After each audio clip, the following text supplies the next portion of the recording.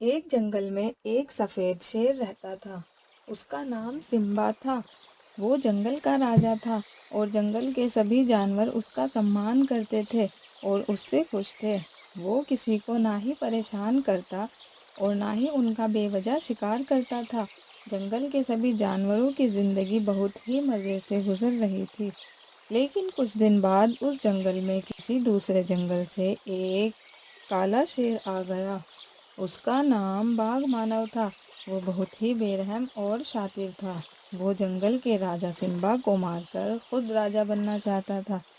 बाघ मानव के पास शैतानी शक्तियों वाली एक जादुई अंगूठी थी।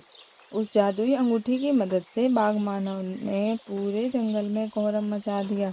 बाघ मानव शैतानी अंगूठी की मदद से जंगल में कहीं पर आग लगा देता था और कहीं पर पानी के तालाब को सुखा देता था, जिस वजह से जंगल के सभी जानवर बहुत दुखी हो गए।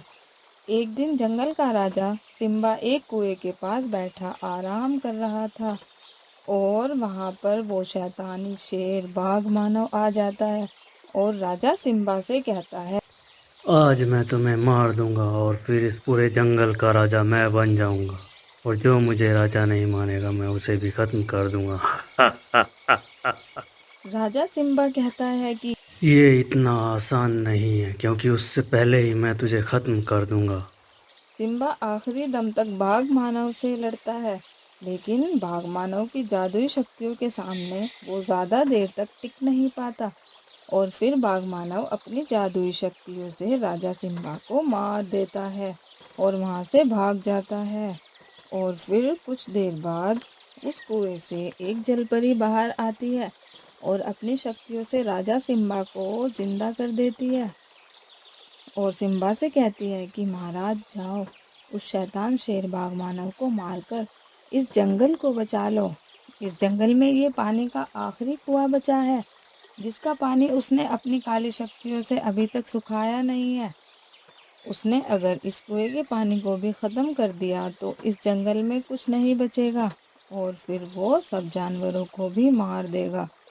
फिर सिम्बा जलपरी से कहता है कि उस शैतान बाघ मानव के पास तो काली शक्तियां हैं, मैं उसे नहीं मार सकता। जलपरी सिम्बा को कहती है कि मैंने तुम्हें अपने जादू से जिंदा किया है और अब मेरी जादुई शक्तियाँ भी तुम्हारे पास चली गई हैं और अब तुम्हारे पास भी शक्तियाँ हैं जिससे तुम उस शैतान बाघ मानव को मार सकते हो। सिम्बा जलपरी से कहता है उस शैतान बाघ मानव को अब मुझसे कोई नहीं बचा सकता। और फिर सिम्बा उस शैतान बाघ मानव को मारने के लिए उसे ढूंढने निकल पड़ता है। जल्दी ही उसका सामना शैतान बाघ मानव से हो जाता है। बाघ मानव सिम्बा को सामने देखकर चौंक जाता है और सिम्बा से कहता है कि अरे सिम्बा, तुझे तो मैंने अपनी जादुई शक्तियों से मार दिया था, फिर तू यहाँ कैसे आ गया और तू जिंदा कैसे हो गया? और फिर सिम्बा उससे कहता है कि अभी मेरी मौत नहीं आई है, लेकिन तेरी मौत तुझे इस जंगल में खींच कर ले आई है। अब तू मुझसे नहीं बच सकता और तेरे पापों का यहीं पर अंत होकर रहेगा। और फिर सिम्बा उसे अपनी शक्तियों से ख़त्म कर देता है और जंगल को तबाह होने से बचा लेता है। और फिर पूरे जंगल के जानवर बाघ मानव के मरने पर खुशियाँ मनाते हैं और सारा जंगल फिर से हरा भरा और खूबसूरत हो जाता है।